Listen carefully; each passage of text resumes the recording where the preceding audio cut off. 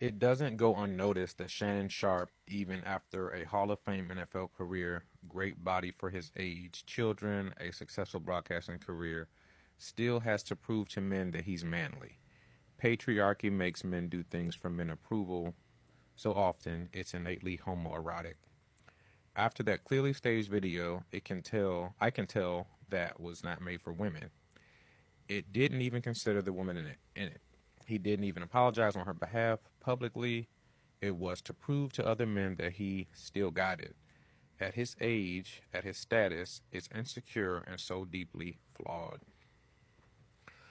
I got 2 points for this, and I know this will get some folks riled up, but they need to be discussed. But before getting into the points, I'll say, I'm not going to speculate beyond what Shannon has told us. So Shannon told us that it wasn't staged, and he's never been with a man. So there's that. But there has been rumors, and that's what the discussion has been. People have been speculating, unfortunately, about his sexuality, and the thought that some have, and what this post is kind of getting at, is that he, in response to some of the accusations and rumors, staged this accidental Instagram live where he was having sex with a woman to kind of prove that he's straight or prove that he's masculine. I got 2 points for this. The first is dealing with how what the tweet described as homoeroticism. There is a common issue that I've observed even from childhood, and I'm sure many of you observe too, that oftentimes straight men uh, are more focused on impressing other straight men rather than the women that they're involved with, and that women are even used as pawns to impress other men. And again, I can affirm I observed that even as a child, like growing up. Like, what are we doing? Like, who is this really about? The other point being the stigma around homosexuality amongst straight black men, I would say, as well. Both need to be addressed. So the first, in terms of impressing others, um, this goes back to how we perceive masculinity and toxic masculinity itself. Um, Men, we put each other under pressure to perform masculinity the way that we see fit. And if someone does not perform masculinity the way that we were taught it should look, that's when gay and feminine accusations come out. I don't want to paint my nails, but there are guys, straight men, who paint their nails in 2024. And because that is not fitting within how masculinity should be performed, how other men view it, those men are getting called gay. So everything that is not fitting how someone personally defines masculinity gets called gay rather than not how I would prefer to perform masculinity. Um, and the goalpost is different from person to person. So we end up as men, and women play a part in this too, but I'm talking about men right now. We end up putting each other in a prison on constantly having to prove straightness or masculinity, so to speak. This even goes back again to childhood, where it's like, I remember in high school, uh, a lot of times there may be a woman that you're interested in, or a girl that you're interested in, but the focus was more so on telling your homeboys what you did with her, right? And that ended up soiling the relationship itself, because now you've exposed this girl that you've been intimate with, because ultimately it was about impressing others.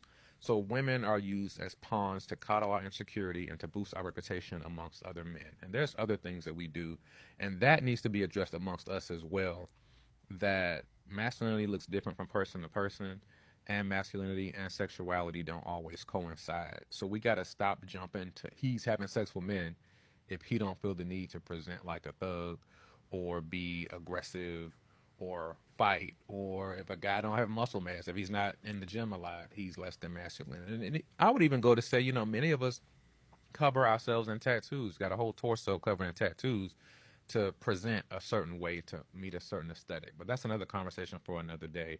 The aesthetic that we think promotes masculinity, more so than the character that promotes being a stable minded leader. Um, and the other thing is the stigma around homosexuality. So in the present day, I would say, in some ways, our culture in America is more accepting of, again, talking about men here, of gay men, specifically in the black community. But in many ways, there are still a lot of, what's the word? There's still a lot of homophobia, and a lot of hate towards gay men. And while some progress has been made, some more progress does need to be made. So I don't want to overlook the plight that some people are experiencing from the gay community. But I do think when we have these conversations about gay men, straight men, and how we interact with each other, sometimes we assume that everybody's on the same page about these topics, when in reality, a lot of us aren't. Um, so I'm reminded of a time where the Migos were performing, I think, on Saturday Night Live with Katy Perry. And Katy Perry wanted to have drag queens on the stage. And there was a whole issue with the Migos not wanting to be a part of that or be on stage with that. I think there was another situation where I think Offset said, I don't vibe with queers. Um, we have to be honest and have the conversation about how many of us were raised in environments where uh, our understanding of sexuality was straight, good, have as much sex with as many women as you can, and gay or feminine as just bad, evil, or wrong. And some straight men will end friendships with men if they find out that are gay. They may have good character, but the sexuality alone has so much stigma tied to it, specifically amongst men. I also think of there's this Christian speaker named Jackie Hill Perry. The whole basis of her platform that kind of got her to where she is was one, poetry and music, but also that she was formerly a lesbian and now she's a straight woman married to a man, her husband Preston, and they have beautiful children. And I've always said that that works for her as a woman, where I think that women can still have a level of respect and esteem for a woman, even if she was previously a lesbian. But it's much different amongst men. And I don't think that there exists a male version of Jackie Hill Perry. I was gay, but now I'm straight, and I'm being heralded by my community of the same gender. I don't think that that exists because there is a deep rooted lack of respect and regard for gay men. And there's a lot there, and we get into religion and worldviews, and I'm not trying to get into all that today. But I do think we have to understand that just because some aspects of culture have progressed on this issue, when it comes to black men and straight black men, we are not at the same wavelength as I would say the average American culture on this topic, especially in the political environment. So we got to go back and address, like, okay, well, what are your views on this? What were you taught about this?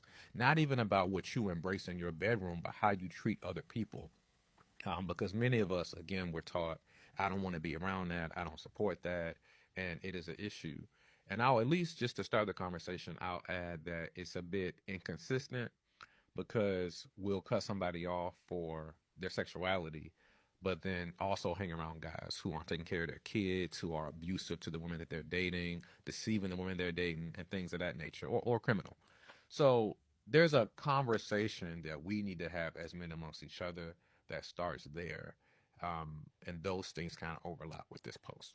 We ain't going out like that. We ain't going out like that. Watch me go.